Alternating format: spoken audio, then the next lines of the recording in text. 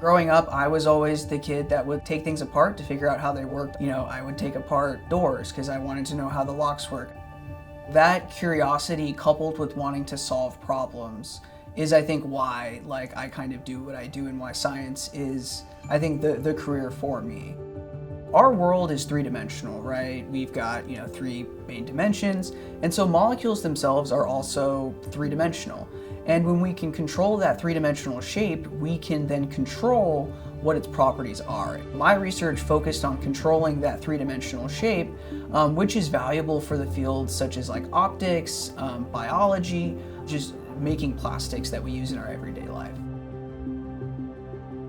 Some molecules are so complex that they exist in what are called enantiomers, which are, imagine your left and your right hand. They have the same things, a thumb, index finger, all of that, but their absolute arrangement is different, right? My left and my right hand are the same, but they don't overlap the same. And so some molecules are that way too when they get complicated enough. The method that I helped develop allows us to use both hands of those molecules simultaneously in a reaction so that we can get up to 100% yield of these polymers where we have precise control over their three-dimensional shape. Actually take this ionic intermediate that has charge to it, and we can react it with something with opposite charge, and that's what allows us to enchain these monomers together to make the polymer. The idea of how this reaction works is that we start with something three-dimensional, break it down to 2 dimensions, and then build that three-dimensional shape back up. So this is that ionic intermediate that I was talking about before, where we have our monomer right here. The research that I did, we had this initial goal in mind in being able to use catalysis to control the three-dimensional structure of these polymers. But out of this project were 2 other projects that were sort of spin-offs that were also innovations in their own right in making polymers. It's not only the discovery or the science that you want to study, but it's everything around that too. This is our air and water-free environment. This right here is what controls it. So that means our circulator is now off, so we're free to work in it. And so to get in here is kind of like a reverse handshake. Giving scientists the opportunity for these high-risk projects, sets you up for discoveries that you don't even know are possible.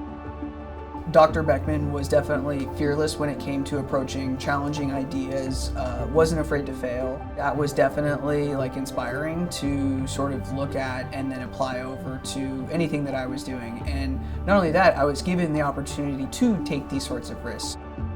Dr. Beckman, he was just very curious, very fundamental. He was at the bleeding edge of innovation, asking these questions.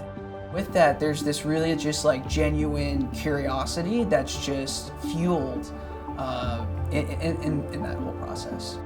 I was just in absolute disbelief, and it's kind of been unreal, and it made my postdoc a really awesome experience. This fellowship is so important for a variety of reasons. I mean, the application process itself forces you to really think about why you want to study something as a scientist, because it's one thing to learn the skills and techniques, but it's another thing to really say, we need to study this because X, Y, and Z. I'm going to accomplish it doing, these 3 things. It's going to cost this much money, right? That's the real practical side of scientific discovery.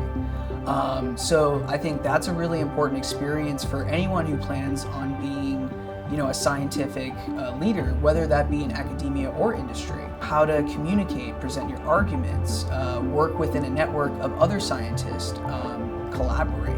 Those are really key things that the Arnold and Maple Postdoctoral Fellowship offer to scientists, and really offer them sort of a great place to practice all of that before they hop into sort of the next step in their professional careers. Funding like this is so valuable, is that you give people the opportunity to study something very, very different and bring unique perspectives which can offer really impactful discoveries.